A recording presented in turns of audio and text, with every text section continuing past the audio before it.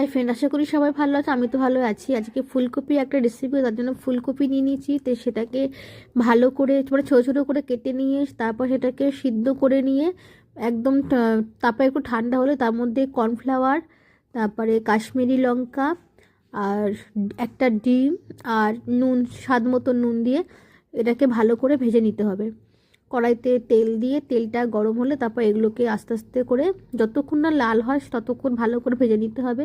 তারপর কড়াইয়ের তেলটা গরম হয়ে গেলে যখন সব ভাজা হয়ে যাবে দিয়ে দিতে হবে মশলা। এখানে আছে পেঁয়াজ আর রসুন আর কাঁচা লঙ্কা আর একটু চিনি, তারপরে কাশ্মীরি লঙ্কার গুঁড়ো, হলুদ গুঁড়ো, তারপর জল দিয়ে ভালো করে একটু কষিয়ে নিয়ে ভালো করে মশলাটার সাথে কপিটা ভালো করে মাখিয়ে নিয়ে হালকা গরম জল দিয়ে, যখন জলটা লাস্টে দেবে একটু গরম জল দিয়ে দেবে, দিয়ে লাস্টে কর্নফ্লাওয়ার দিয়ে নেড়ে চেড়ে আর কাসুরি মেথি দিলেই রান্নায়, কসুরি মেথির জায়গায় তোমরা ধনে পাতাও দিতে পারো। রান্নাটা কিন্তু খুব টেস্টি হয়, একবার করে দেখতে পারো। আর যদি ভালো লাগে অবশ্যই নিচে কমেন্টে জানিয়ে যদি রান্নাটা করে থাকো।